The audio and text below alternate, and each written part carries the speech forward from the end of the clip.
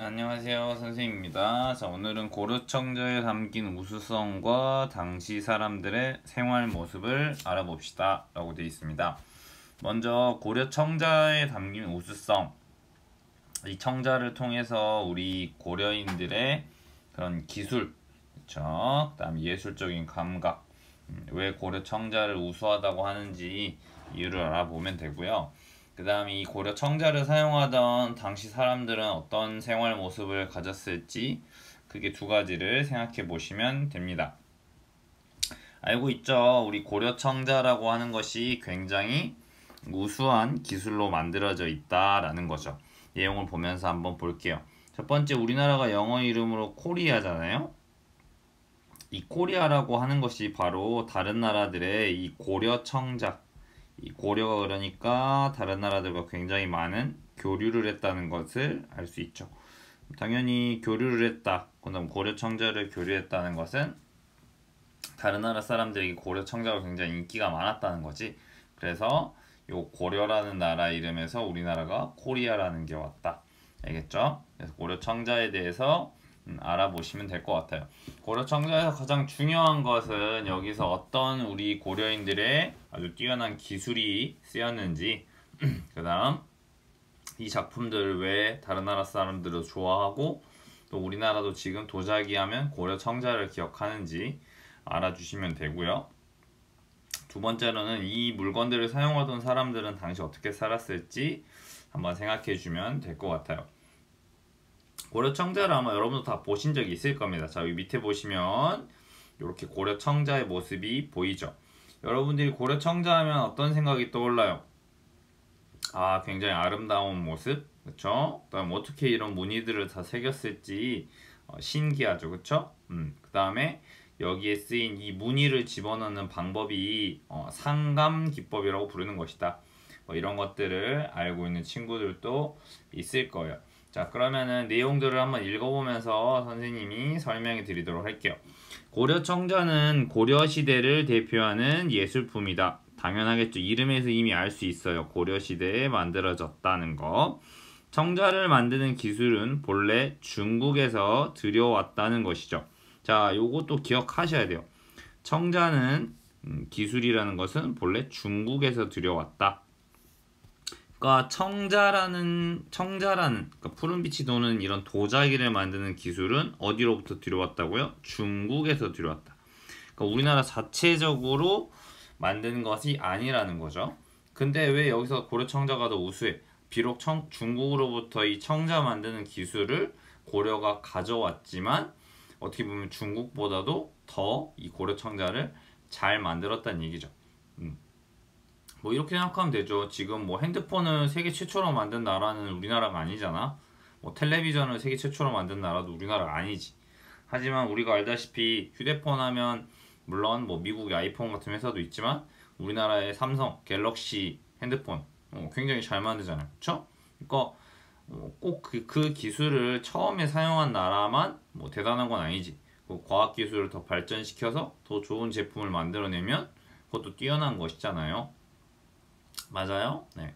그런 거랑 똑같은 거라고 생각하면 되지. TV도 마찬가지로 최초로 만든 건 우리나라가 아니지만 LG, 삼성과 같은 아주 품질이 뛰어난 텔레비전을 우리나라가 잘 만들고 있고 전 세계에 굉장히 많이 팔고 있잖아요. 그러니까 이런 것들을 생각해 주시면 될 것 같아요.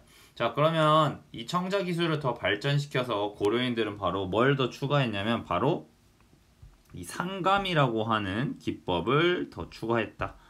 자, 고려는 그러니까 이 상감이라는 공예 기법을 도자기에 적용해서 바로 이 상감청자라고 하는 독창적인 예술품을 만들어 냈다라는 거죠. 자, 바로 여기서 중요한 거 무슨 기법이다? 상감이라고 하는 공예 기법. 자, 요게 뭔지 이제 설명이 나올 거예요. 바로 이 기법을 활용했기 때문에 더 아름다운 무늬를 만들 수 있었다. 더 아름다운 색깔의 도자기를 만들 수 있었다.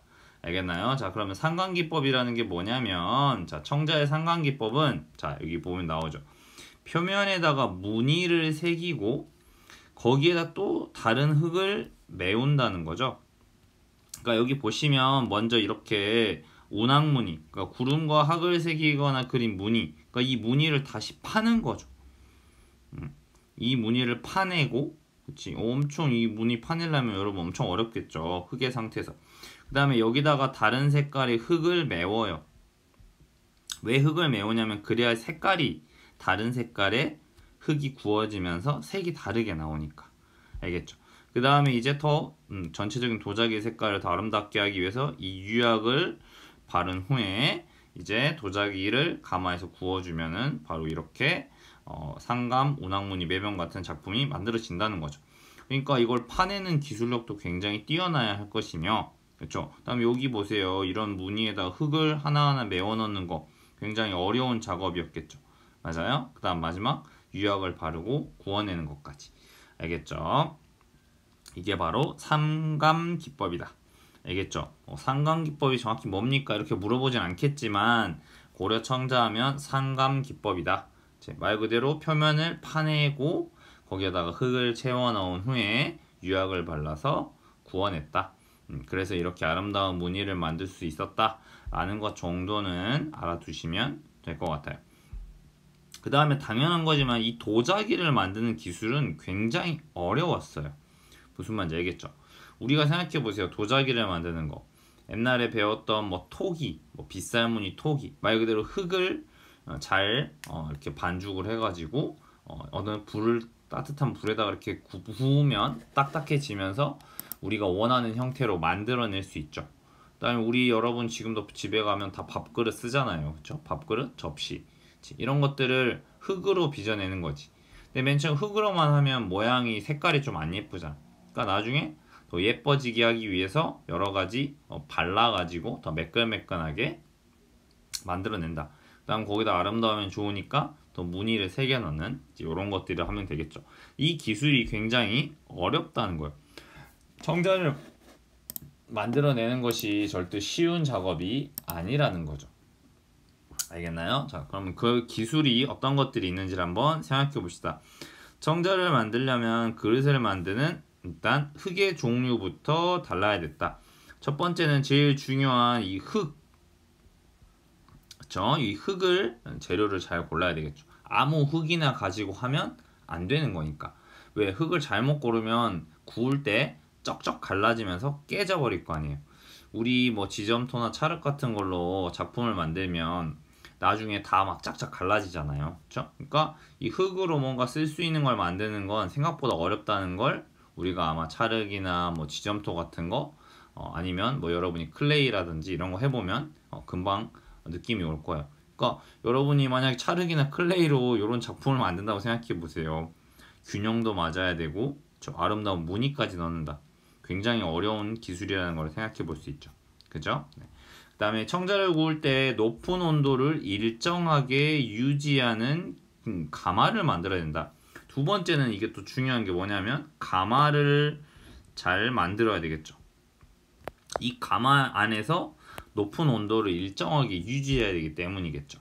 맞아요. 그 다음에 세 번째로는 이 가마를 만들고 나서 이 가마에 불을 잘 사용하는 기술이 있어야 되겠죠. 이 기술이 결국 핵심이겠죠. 어느 정도 온도에서 어느 정도 시간 동안 구워야지 이게 깨지지 않을 거냐. 너무 오래 구우면 타버릴 거잖아. 그치? 이게 타버리면서 표면이 까매질 거 아니에요. 너무 약한 불에서 해버리면 얘가 나중에 단단해지지 않고 안에가 물러지니까 금방 부셔지겠죠. 너무 높은 온도면 또 그리고 이게 모양이 이상하게 변형이 돼버릴 수가 있어. 그러니까 어떻게 이 가마에서 얼마 동안 몇 도의 온도에서 구울 거냐. 굉장히 그러니까 가마도 잘 만들어야 돼. 왜? 가마 안에서 열이 고루고루 전달이 돼야 되잖아. 어느 부분은 이 부분은 예를 들면 딱딱해졌는데 이 부분은 말캉말캉하면 안 되잖아. 열이 골고루 전달이 돼야 되죠. 그러니까 불을 사용하려는 그런 기술들이 굉장히 발달할 수밖에 없었을 것이다. 그렇죠? 이런 것들은 자연스럽게 생각해 볼 수 있죠. 더불어서 광택을 내고, 그러니까 여기서 지금 보면은 광택, 윤기가 나잖아요. 그렇죠? 더 아름답게 보이고, 그 다음에 또 실제로 사용했을 때 약간 이런 것들이 발라져 있어야지 우리가 먹었을 때 뭐 스며들지 않겠지. 그릇에 뭐 김치를 먹었는데 여러분 접시에 김치 색깔이 빨갛게 배어들면 안 되잖아요. 맞아요? 이제 설거지하면 닦여내야지. 그러니까 이런 식으로 단단하게 하고 또 위생적이기도 하고 이제 실용성이 있으려면 이렇게 유약을 만드는 기술이 굉장히 뛰어나야 되겠죠. 네 번째로는 이 유약을 잘 발라서 요 색깔을 내줄 필요가 있다는 얘기죠. 알겠나요? 그래서 이런 것들의 기술이 뛰어나야 되기 때문에 바로 이 고려청자를 보면 고려의 도예 기술이 얼마나 뛰어났는지를 바로 알 수가 있다는 거죠. 알겠나요? 자, 여기서 사용된 고려청자의 기술 이렇게 한번 생각해 볼 수 있겠네요. 자, 이걸 다 외울 수는 없는데 당연한 거죠. 도자기를 만들려면 첫 번째는 좋은 흙이 있어야 될 것이고 그 다음에 좋은 가마가 있어야 될 것이고 그렇죠? 그 가마 안에서 온도를 잘 유지해야 되니까 불을 잘 사용해야 될 것이고 그다음 마지막에 유약을 잘 발라야 되겠죠. 맞아요. 그 다음에 또 더불어 생각해 볼 게 당연히 이런 것들을 굉장히 섬세하게 만들 수 있는 바로 고려인들의 섬세한 손기술이 있어야 되겠죠. 맞아요. 이렇게 손으로 이렇게 아름다운 청자를 만들어냈고 무늬까지 넣으려면 손기술이 굉장히 좋아야 되겠죠. 그 다음에 손기술만 좋은 게 아니라 바로 이런 예술적인 감각도 있어야 되는 거죠. 예술적인 감각. 그러니까 우리 조상들은 이렇게 뛰어난 섬세한 손기술과 예술적인 감각까지 가지고 있었다라는 생각을 해보시면 되겠네요. 그 다음에 바로 이 청자하면 중요한 게 이 청자의 빛깔을 우리가 뭐라고 이야기를 하냐면 이 고려 청자의 빛깔을요 우리가 빛취색 또는 비색이라고 표현해요. 비색 또는 빛취색 이렇게 이야기합니다. 굉장히 아름다운 색이고 선생님이 들은 바에 의하면 지금도 이 색깔을 완벽하게 재현해내기는 어렵대요. 정확하게 사용한 재료가 어느 정도의 비율로 썼는지 그러니까 그런 것들도 잘 모르고 그 다음에 어느 정도 온도에서 어느 정도를 구우면 이 정도 색깔이 나는지 여전히 잘 밝혀지지 않았다 이렇게 들었거든요. 그 정도로 고려인들의 기술이 굉장히 뛰어났다. 그래서 이런 빛깔을 만들어내기 위한 재료가 의외로 뭐가 쓰였냐면 바로 숯, 이 검은 숯을 이용해서 이 빛이색을 뽑아냈다고 해요. 되게 특이하죠. 그러니까 이 검정색인 숯을 이용해서 요런 빛이색을 뽑아냈다. 되게 신기한 기술인 것 같아요. 물론 선생님도 도자기 전문가가 아니라서 어떻게까지 이 색을 뽑아내는지까지는 정확히 모르겠지만 어쨌든 원래 재료는 수치로 뽑아내서 이렇게 색을 만들어냈다 이렇게 이야기를 하는 것이에요. 알겠죠? 다시 한번 고려청자가 아름다운 이유는 첫 번째 아름다운 색깔이다. 맑고 투명한 바로 이런 빛취색이기 때문에 그렇다라는 거 알겠죠? 이 색깔이 여전히 우리가 재현해내기가 어려울 정도로 굉장히 아름다운 색을 유지하고 있다. 그다음 고려 청자는 만들어진 지 거의 1000년이 된 거잖아요. 적어도 뭐 1000년, 뭐 700년, 800년 이상 된 건데 여전히 이 아름다운 빛을 유지하고 있다. 색깔이 가장 유명하다. 비색 또는 빛취색이라고 한다. 알겠죠? 그 다음 두 번째로는 상감기법이다. 말 그대로 이걸 붓으로 그린 게 아니라 아까 말한 것처럼 다 하나하나 파내고 흙을 메운 후에 그 다음에 유약을 발라서 구워냈다. 알겠나요? 네, 굉장히 복잡한 과정을 거쳐서 만들게 돼요. 그리고 교과서에 많은 작품들이 있진 않지만 어쨌든 용도에 따라서 굉장히 다양한 형태의 모양이나 무늬가 나타난다. 말 그대로 이렇게 장식품처럼 쓰는 매병의 형태도 있고요. 다음에 넘겨보시면 이렇게 굉장히 다양한 형태의 작품들이 있죠. 딱 봐도 굉장히 고급스러워 보이고 용도가 굉장히 다양하네요. 그쵸? 여기 보면은 향로 이렇게 맨 마지막 이름인 걸 보면 이게 용도를 붙이고 있어요. 어떻게 사용하는 것이냐. 마찬가지로 얘는 베개, 그 다음에 얘는 잔과 잔 받침 이렇게 용도. 얘는 표주방 모양이다. 정확하게 주전자, 이렇게 주전자. 그 다음에 얘는 의자. 이렇게 굉장히 다양한 모양과 다양한 용도를 사용하고 있다. 알겠죠? 좋습니다. 그 다음 만드는 기술은 굉장히 흙을 잘 선택을 해야 될 것이고 가마를 만드는 기술이 뛰어났다. 알겠죠? 열이 잘 빠져나가지 않게. 그 다음에 불의 온도를 다루는 불을 사용하는 기술이 발달했다. 알겠죠? 처음에 굽는 걸 초벌이라 그러는데 우리가 삼겹살집 가면 처음 한번 구워서 주는 집을 초벌구이집이라 그러잖아. 초벌구이는 약 800도. 그 다음에 다시 한번 굽는다. 그러니까 2번 구웠다는 거죠. 그래서 두 번째는 1400도를 유지하고 있어야지 이런 색깔이 난다. 이렇게. 세 번째는 마지막 표면을 코팅하는 그런 유약 기술이 발달했다는 거죠. 그래서 이렇게 아름다운 작품을 만들어냈다. 그 다음에 이렇게 완성된 예술 작품을 만들기 위해서는 그치 수십 개는 잘 완성되지 않으면 깨트려서 그치 했겠죠. 그러니까 이런 고려인들의 뛰어난 기술이 바탕이 됐을 것이다 라는 생각을 해볼 수가 있겠습니다. 자, 그 다음 넘겨서 계속 볼게요.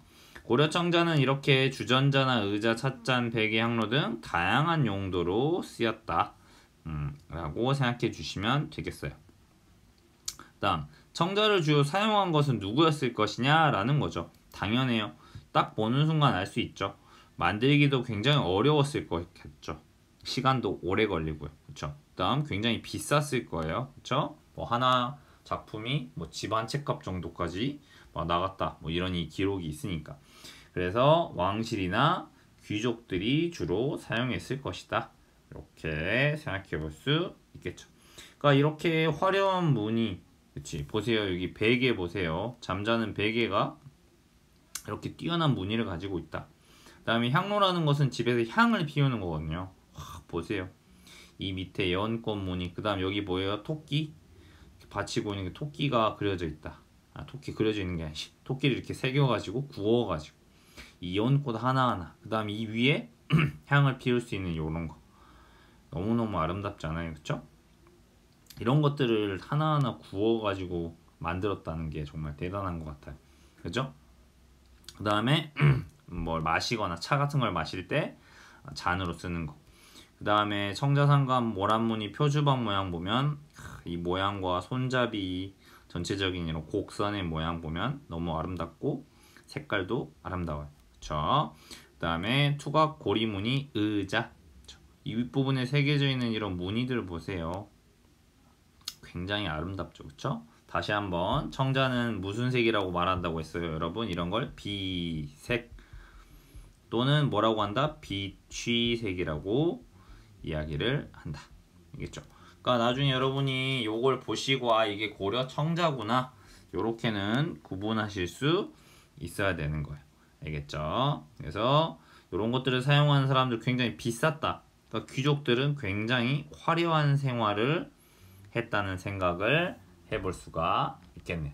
그렇죠? 굉장히 비쌌으니까 왕족이나 귀족들이 사용했을 것이다.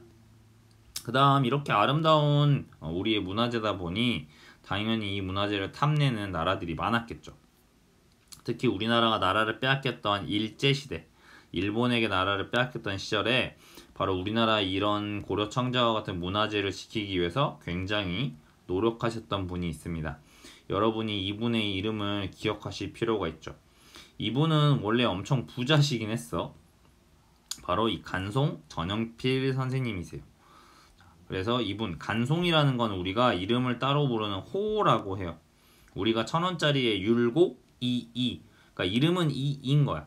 근데 율곡 선생님 이렇게 부르듯이 그런 걸 호라고 해요. 호. 알겠어요? 그 다음 1000원짜리 이황 선생님인데 퇴계 이황 이렇게 부르듯이. 알겠어요? 그런 걸 호라고 하는데 이 간송이 바로 이 전영필 선생님 호입니다.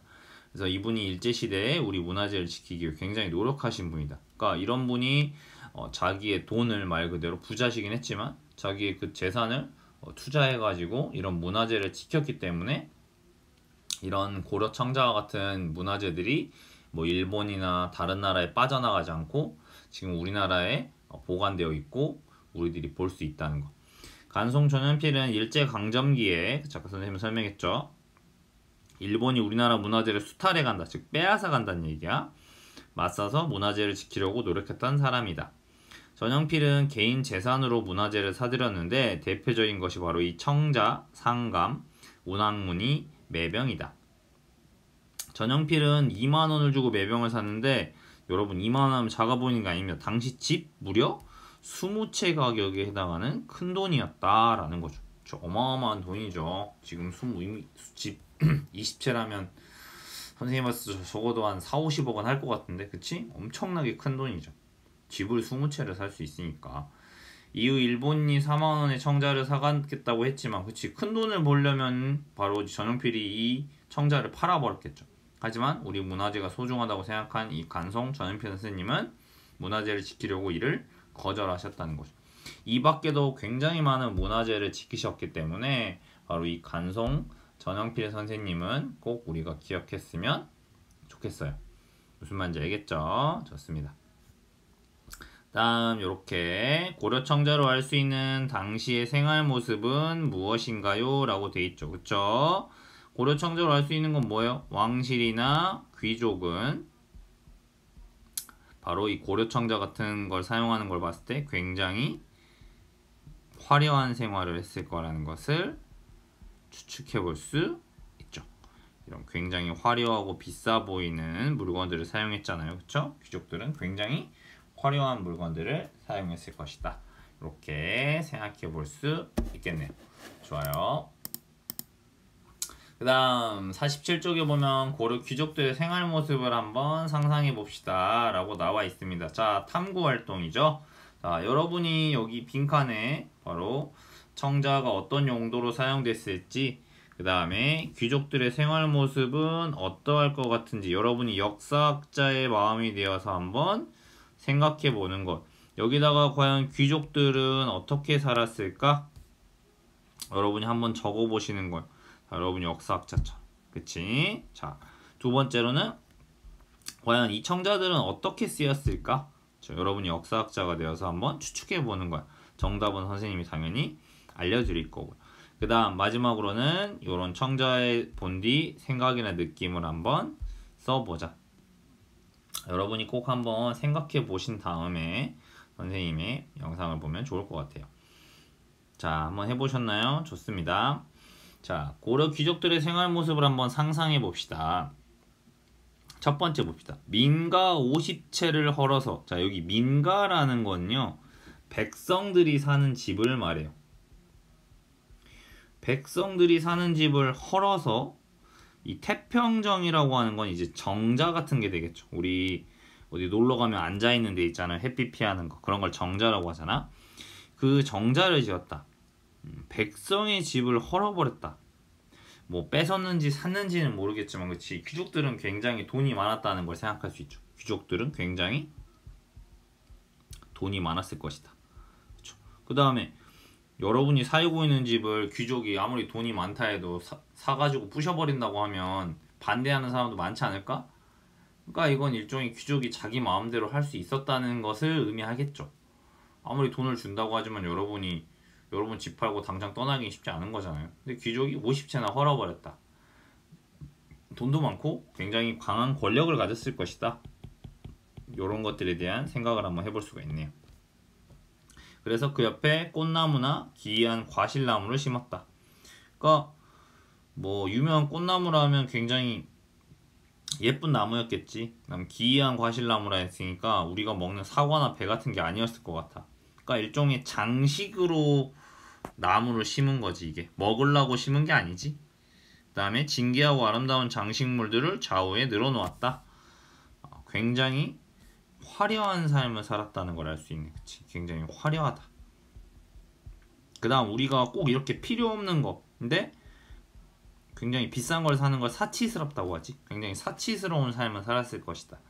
그 다음 이것도 모자라서 남쪽에는 연못을 팠대요. 얘들아, 지금도 연못 팔려면 엄청 힘든 거 알지? 연못은 파는 것도 힘들잖아. 옛날에는 포크레인이 어딨어. 삽으로 다 팠겠죠. 그 다음에 거기다 물을 채워. 그 다음에 예쁘게 꾸미려면 연못의 문제는 뭐야? 물은 가둬지면서 썩는단 말이야. 그러니까 이걸 끊임없이 관리해주지 않으면 물이 썩어버려가지고 냄새가 나요. 그러니까 연못을 만들 정도고 연못을 만들어서 관리할 정도면 정말 호화로운 취미라는 거지. 돈이 많아야지만 할 수 있는 거야. 그래서 관란정이라는 걸 지었고, 그 다음에 그 북쪽에 지은 양의정은 청자로 지붕을 덮었대요. 야 이거 작품 하나가 가격이 얼마인데 그치? 지붕을 덮는 기와를 청자로 만들었다. 정말 이 화려함과 사치의 끝판왕이죠. 맞아요. 네, 이렇게 청자 기와가 그래서 이렇게 남아있다. 귀족들은 굉장히 화려함과 사치스럽고, 그다음 또 뭐라고 하냐, 사치스럽다. 또는 우리가 이런 말도 해요. 굉장히 돈을 많이 쓴다. 호화롭다. 뭐 요즘 말로 하면 플렉스겠죠. 그쵸? 근데 플렉스는 좀 다른 것 같아요. 그러니까 꼭 부자라서 플렉스를 하는 건 아니거든. 내가 그냥 할 수 있는 돈에서 내가 사고 싶은 걸 산다, 이런 게 좀 플렉스의 느낌인데, 어쨌든 굉장히 화려하고 사치스럽고 호화로웠다. 만약 여러분이 근데 비판할 점은 뭐겠어요? 백성이었다고 생각해보세요. 굉장히 억울하고 화나는 일이 많았을 수 있겠죠. 내 집을 헐어가지고 정자를 지어버린다. 굉장히 억울할 수 있는 거죠. 그 다음에 먹지도 못하는 꽃나무나 과일나무, 나는 지금 배고파서 굶어 죽는데 쟤네는 저런 거 짓고 살아. 엄청 호화롭게 살아. 과연 이런 걸 바라보는 백성들의 마음은 어땠을까? 그런 거 한번 생각해 볼 필요가 있겠죠. 뭐 우리 반에 그런 친구는 없겠지만 가방을 막 구찌나 뭐 루이비통 가방을 메고 온다. 뭐 그 가방이 500만원 1000만원짜리다. 뭐 그런 거 가지고 자랑을 한다. 그런 걸 바라보는 우리의 마음이랑 비슷하지 않겠어요? 물론 그런 친구가 없겠지만, 그쵸? 그러니까 그런 것들을 바라보는 마음이 어땠을까? 두 번째, 이런 청자의 용도를 자유롭게 생각해 봅시다 라는 거죠. 청자 배 모양, 자, 요 물건 뭐였을 것 같아요? 고무신? 신발? 아니, 청자인데 깨지는데 어떻게 신발로 써? 얘는 뭐였냐면 변기입니다. 변기. 요강이죠. 요강. 요강이라 그래요. 옛날에 화장실이 안에 없으니까. 그러니까 만약에 새벽 시간에 밖에 나가서 똥 싸거나 오줌 싸기 힘드니까 여기에다 오줌이나 똥을 싸놨다가 다음날 치우는 겁니다. 이게 변기.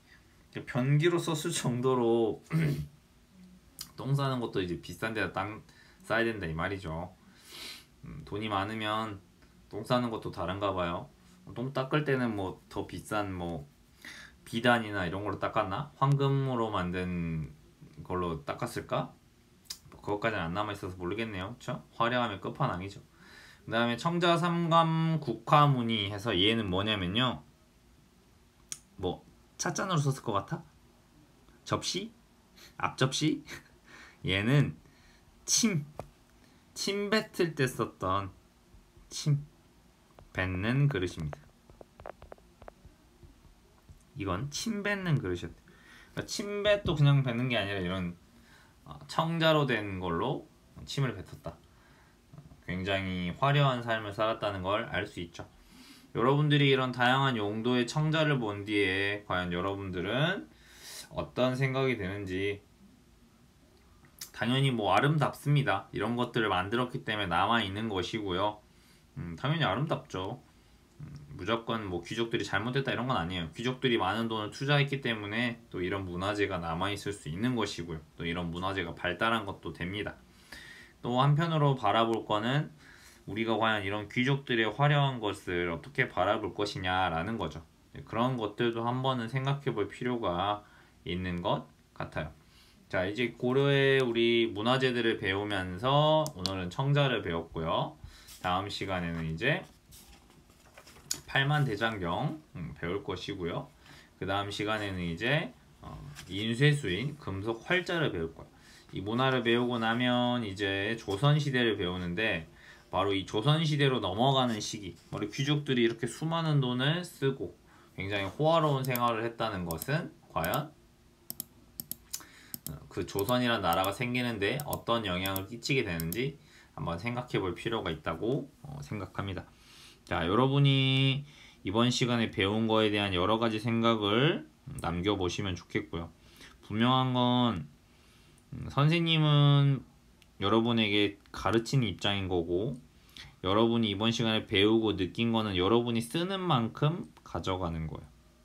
내가 생각하고 그렇게 하는 만큼 가져가는 거니까 여러분이 여기다가 꼭 최소한 3줄 이상, 오늘 시간에 들었던 느낀 점 아무거나 좋아요.